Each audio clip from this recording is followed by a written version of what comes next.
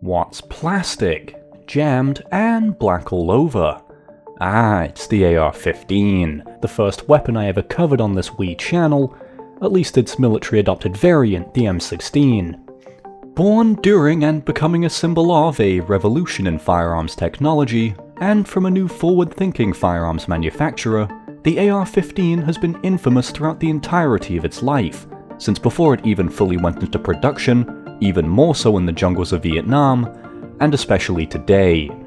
Don't worry, we'll get into that in a bit. But where did the AR-15 come from? What prompted the development of such a radical new weapon with an unproven cartridge? And how has it become such an integral part of American gun culture?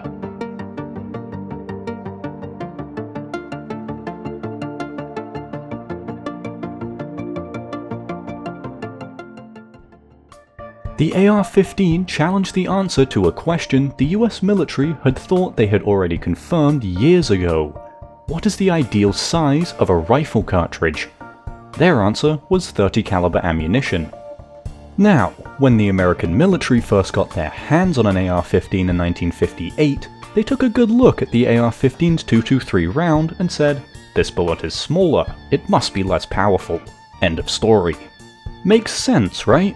Bigger number means a bigger bullet means bigger damage. More damage, you know what I mean. Well, not exactly.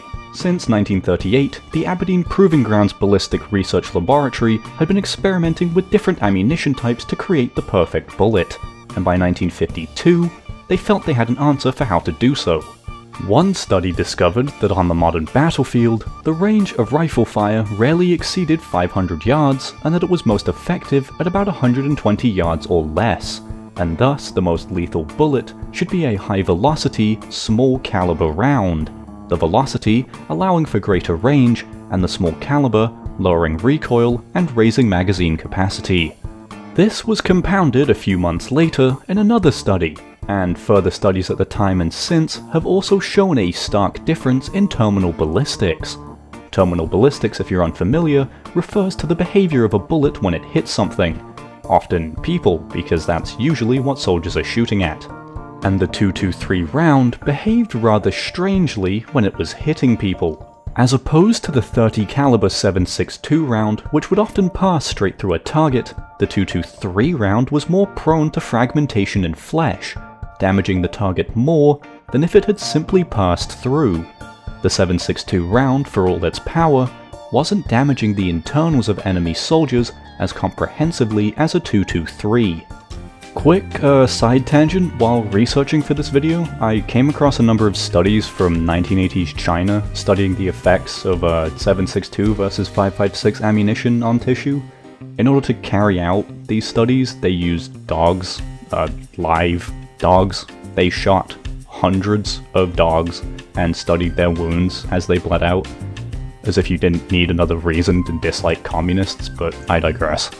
The US military was more than aware of most of this information, beginning testing of weapons with so-called intermediate cartridges in 1953. These weapons were the Springfield T-44, FN T-48, a modified version of their FAL, and in 1956, the AR-10.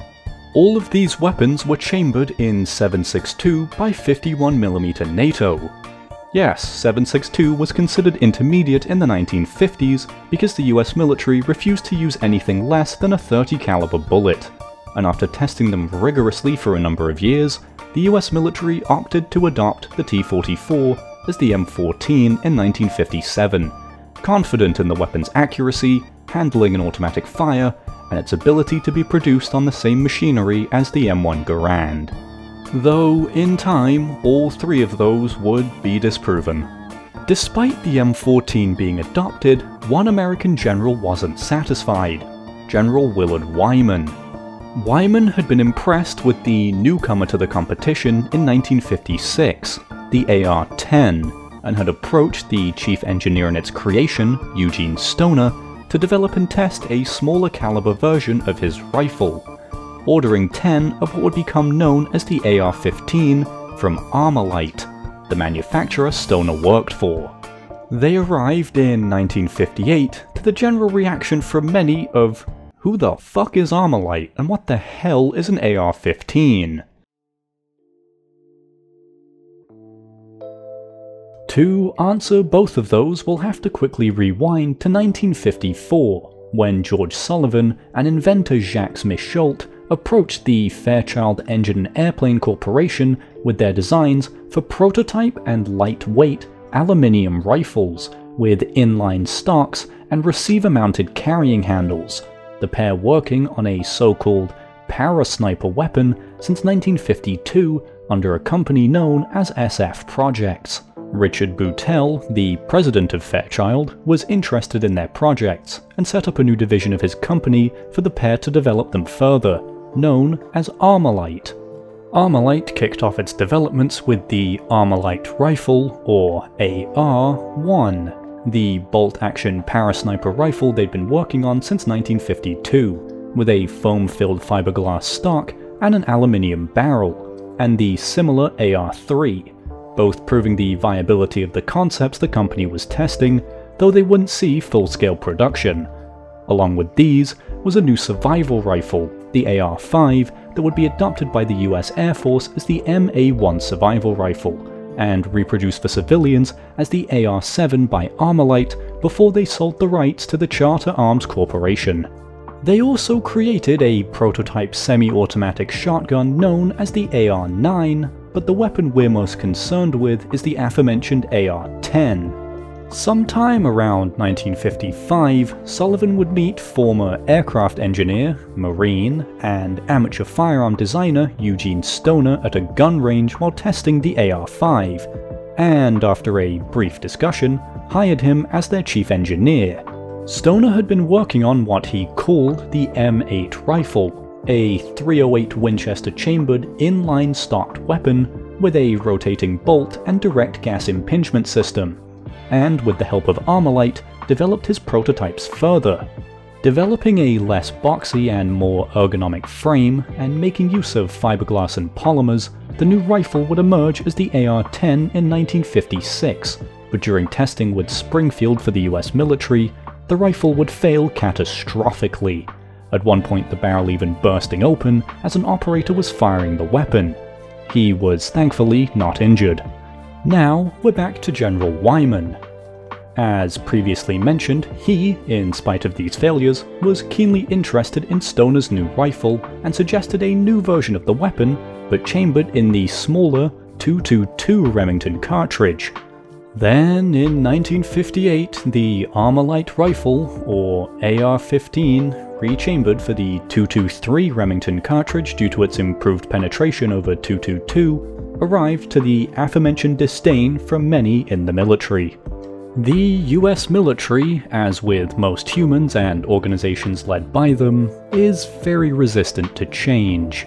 It frightens them. It's like some kind of all-powerful monster that threatens to delegitimize and destroy their very way of life, and then dance on their graves. So when Wyman's small caliber, partly plastic, quote-unquote rifles arrived to the US military for testing, it was seen as a joke. It looked and felt like a toy. There was no way such a pathetic weapon could ever kill a single person, let alone be a high-quality automatic weapon fit for such a robust and reputable organization as the US military. Oh, how far we've come. During testing, members of the military, such as the head of the Army Ordnance Corps, would do everything they could to hinder the progress of the new rifle, going so far as to tamper with the weapons in 1958 Arctic testing, and their efforts were, initially, successful. By the end of 1958, Fairchild had accumulated over $17 million in losses due to ArmaLite, and sold the rights to the AR-15 to Colt. But fate has a funny way of unraveling, and the AR-15 would wind up back in contention for military adoption in 1961. Once they'd acquired the AR-15, Colt began aggressively marketing the rifle, citing its accuracy, low recoil, modern design, and supposed low maintenance and self-cleaning capabilities. In the summer of 1960, Air Force General Curtis LeMay witnessed a 4th of July AR-15 display by Colt, where they decimated a plethora of watermelons in possibly the most American display of Americaning that ever occurred in America. Impressed by the watermelon-destroying devastation of the AR-15, LeMay would place an order for 80,000 of them when he became Air Force Chief of Staff the next year. LeMay would, with Robert McNamara's authorization, send a number of the new rifle to South Vietnam in 1962, where it would be tested in combat by ARVN troops and American advisors, to which the weapon received a great deal of praise and an overall positive reception, causing the Air Force to adopt it shortly thereafter as the M16. Robert McNamara, the either god or devil he was depending on your view, would begin to push the M16 into all the other branches of the military in 1963, and disagreements over desperately needed modifications meant the US was sending it out into the field starting in 1964 as standard issue, without a chromed bore and often without cleaning kits, along with a new powder in the .223 ammunition that would later be found to cause increased fouling in the weapon's chamber. What had previously been described as the best individual infantry weapon ever made would, by 1967, be despised by the very infantry that was using it. Reports from the field remarked of a dramatic number of catastrophic failures, especially in the XM16E1, the version adopted by the US Army, and it's estimated that half of the M16s in use at Vietnam at the time had malfunctioned. The numbers don't really do justice to how much of a problem this truly was, but the letters of soldiers certainly do. Speaking of scores of dead men scattered across the battlefield, killed while they were trying to unjam their rifle, the weapon given to them for their protection in a war they already didn't want to fight, had cost them their lives. As everything has a tendency to do in the US military, this caused an argument. Something had to be done, but as is standard with most tragedies, the blame game had to be played first, with Colt blaming the army and vice versa, and some generals going so far as to blame the soldiers themselves. Eventually, a congressional report solved the matter, back when Congress did stuff that wasn't all performative bullshit, concluding that the ball powder in the .223 ammunition was burning too fast, kicking up the cyclic rate of the weapon and also fouling the chamber much more than was believed, along with the lack of a chromed chamber exacerbating the problem, with the jungle climate of Vietnam found to be worsening these issues even further. As a result, cleaning kits were finally issued now that the myth of Colt's self-cleaning rifle were busted. Surely there's a lawsuit in there somewhere. As well as chrome plating added to the chamber and bore, new firing pins, a strengthened bolt, new birdcage flash suppressor, and a higher quality aluminium frame. The improved rifle arriving later in 1967 as the M16A1, which also happens to be my favourite firearm of all time. From here, the reputation of the M16 largely recovered, with the praise the rifle had received in the early 60s returning by 1968, and few bore any real, well-founded grudges against the platform after the A1 was introduced.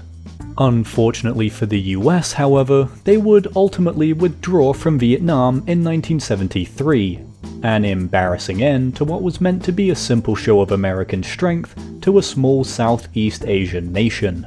Nonetheless, the M16A1 remained the standard issue weapon of the United States until the 1980s, when it would receive its second variant, the M16A2. This was developed in response to the 1977 NATO standardization of the 5.56x45mm NATO round, and the US Marines requested a new version of the M16 chambered for the cartridge, with the resulting M16A2 having new rifling, an improved barrel, circular handguard, stronger stock, and an adjustable rear sight, along with a spent case deflector for left-handed users. This variant also removed the automatic fire setting in favour of a 3-round ammunition-saving burst setting, and this would carry through to the subsequent A4. After the Marines got their new rifles, everyone else in the US military got jealous and ordered their own, and the A2 became their most widely used variant of the weapon, still remaining in service in some small pockets of the military, but largely replaced by either its little brother, the M4, a shortened carbine variant of the weapon, or the further improved 1996 M16A4, which made the iconic carrying handle optional, along with adding Picatinny rails to the handguard and receiver for accessories. The M16A3 was also produced in the mid-1980s and adopted solely by small corners of the Navy, being an M16A2 but capable of fully automatic fire.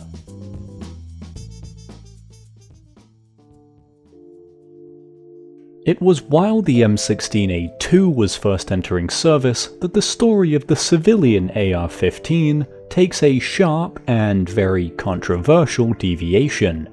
During the 80s and 90s, California, Connecticut, and New Jersey would institute bans on what they called assault weapons, and this legislation would culminate in the 1994 federal assault weapon ban, where the AR-15, along with numerous other weapons including the SPAS-12, was named explicitly, and while the federal ban expired in 2004, most of the previous state laws are still standing. Though the term assault weapon has no clear and consistent definition, there has been a war in the United States over their legality for the better part of 30 years, and the AR-15 has been at the forefront of this battle, with people on the left decrying the weapon for its supposed unparalleled killing potential due to its use in a number of high-profile mass shootings, and people on the right feverishly attacking any encroachment on their sacred Second Amendment rights such assault weapon bans pose, with a small group of Republican congressmen attempting to make the AR-15 the national gun of America just last year. Remember my point about Congress from earlier? It has become the poster child for those that seek to protect the right to own a firearm, and for those that push for tighter gun control. Regardless of where you stand on the issue, the AR-15 is definitively America's modern assault rifle. Even though it's a design from the 1950s, it's the weapon that has protected the infantrymen of the US since the 1960s. It's one of the most produced weapons of all time, and it's an intrinsic part of the continued debates over gun control across the country. When you think of modern infantrymen, the two weapons that still come to mind first, regardless of more recent developments, will be the Kalashnikov and the Colt, and in a firearms enthusiast's waking wet dream, the two designers of these rifles, Mikhail Kalashnikov and Eugene Stoner, would meet after the fall of the Berlin Wall and test their Cold War rivals' respective weapons. It's a brilliant thing to watch, especially when they both initially fumble the rifles they didn't design. The legacy of the M16 may have already been written now that it is being phased out of service in the US military, but the AR-15s is still unravelling. And with the plethora of AR-15 derivatives and clones, since Colt's patents to the design expired in the late 70s, the rifle really could be headed anywhere. It's one of the most common sights in civilian arsenals, and due to the military-adopted variant's Cold War service, the AR-15 truly has become synonymous with Americans. The modular nature of many more modern AR-15s commercially available today has given way to a degree of customization unheard of in almost any other rifle platform, as well as allowing for some people to create some horrifically butchered versions of the weapon. The AR-15, since even before it was produced, has been mired in controversy, and it is something that has haunted the weapon throughout its history. You're free to make up your mind on these controversies, but the bottom line is this: the AR-15, to all intents and purposes, is America's rifle. Thank you so very much for watching these videos. Please like and subscribe, and comment below what you'd like to see me cover next.